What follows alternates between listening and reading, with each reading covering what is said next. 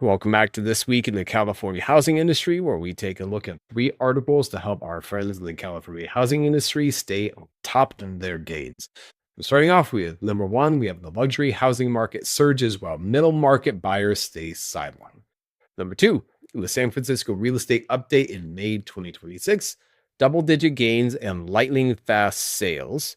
And then article number three, the housing market in 2026 is frozen, not broken. Let's spend it. So for the first article today, this comes from the National Mortgage Professional, where the thesis of the article is that luxury home buyers are continuing to drive housing activity despite higher mortgage rates, highlighting a growing divide between buyers in different income brackets. So let's take a look at some of the data presented in the article. New data from Redfin shows pending sales of luxury homes rose 4.3% year over year during the 3 months ending April 30th, which is the largest increase since January 2025. Similarly, non-luxury pending sales also rose, finding 4% annually for the strongest gain since December 2024. A very similar time frame for those two. The data goes on to say that San Francisco posted the nation's largest increase in luxury pending sales, surging 48.4% year over year in April, the metro's biggest jump since 2021. Redfin goes on to say that rising compensation and bonuses tied to the AI sector have helped reignite the city's upper end housing.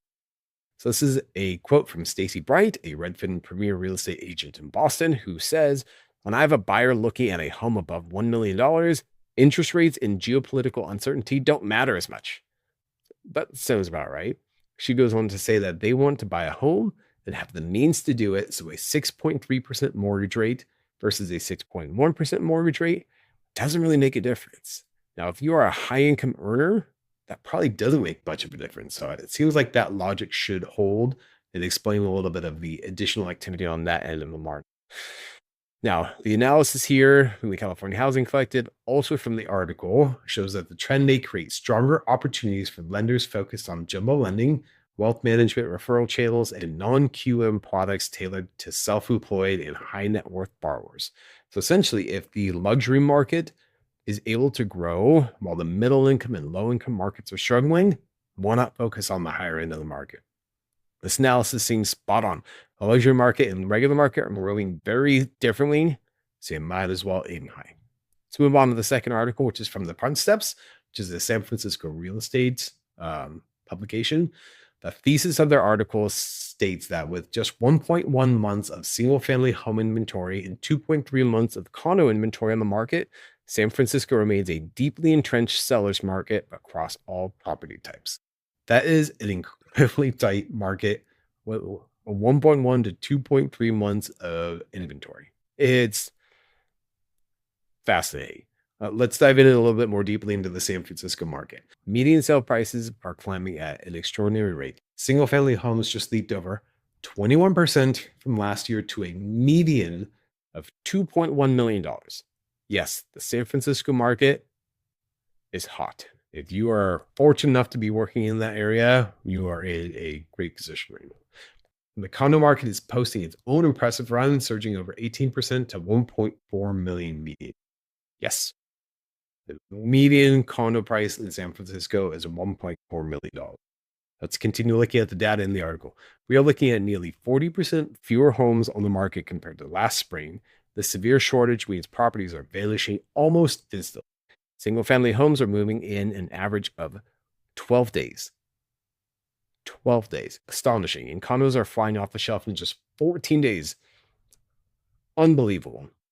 Buyers are facing brutal competition, often paying 20% over asking for houses and roughly a 7% premium for condos. Unbelievable. So if you've been following this channel for a while, you know that San Francisco has been in the top 5 counties for price growth the past few months. Take a look at this every single month to see which counties are climbing the fastest, falling the fastest, and what the biggest counties are doing. San Francisco has been on a tear as of recent. If you are an investor or a home buyer, stay away. This is a market that you want to be a part of. If you are an industry pro, if you are in real estate, a brokerage, if you are a lender, if you are a contractor, oh my goodness, do not miss out on an incredible opportunity that is showing itself in the San Francisco market. Let's take a look at this third article and then tie everything together. So this will come from advisor perspectives. The thesis of this final article shows that existing home sales remain at a seasonally adjusted annual rate of just 4 million units, essentially unchanged from a year ago and still hovering near the lowest level seen since the great financial crisis. So let's dive into some of the data that this article shows. Per the article, the mortgage rate environment remains the single largest constraint on housing activity. The 30-year fixed mortgage rate remains elevated around 6.51%, only modestly below levels from a year ago, and still dramatically higher than the sub 3% rates seen prior to 2022. Fannie Mae's May forecast projects the 30-year fixed mortgage rate to average 6.3% in 2026, 6.2% in 2027. The NAHB/Wells Fargo Housing Market Index rose 3 points in May to 37, but any reading below 50 still signals that more builders view conditions as poor. Home builders are increasingly relying on incentives to move inventory. 32% recorded cutting prices in May. It's pretty big, while 61% offered some form of sales incentive, including mortgage rate buydowns. Very interesting. Let's continue on. On the demand side, housing activity remains surprisingly resilient given the affordability conditions. Pending home sales, a leading indicator for future closings, rose 1.4% month over month and 3.2% year over year in April, according to the National Association of Realtors. And the data suggests buyers are still active, though highly selective and extremely payment sensitive. Now, before diving more fully into the analysis, here is a chart that is provided by that article. So what this shows is the difference between qualifying and actual income. This goes back to 2005. It shows that from, let's say, 05 to 06 to 07, most people did not make enough income in order to be able to qualify for a mortgage. Once you got into 2009, 2010, all the way to maybe like 2018, 2019, the average person made more money than was necessary to be able to qualify for a loan. Once you get to 2020, 21, and then 2022, stayed pretty steady. And then from 22 on, oh my gosh, look what has happened to this chart. This chart shows that the gap between household income and income needed to afford homes widened sharply after 2022. No doubt. Look at how much more you need to make than the average person is able to make in order to be able to continue on. So our reaction to the article, what it is essentially saying is that the current market is broken, it's frozen. And what we would say for the analysis is that the article is accurate in taking a snapshot of the current market, but the article falls short of providing guidance for the future. Yeah, things have slowed down. Activity has slowed down. Inventory is low. Demand is low. So what they're saying is that essentially it's a frozen market. Yeah, that's what most people can see. So yes, the market has slowed to a frozen halt, but what does that mean for the future? We have gone on record multiple times on this channel. We'll continue to do so. The official prediction is that the California housing market will fall about 30% by the time 2030 comes to an end.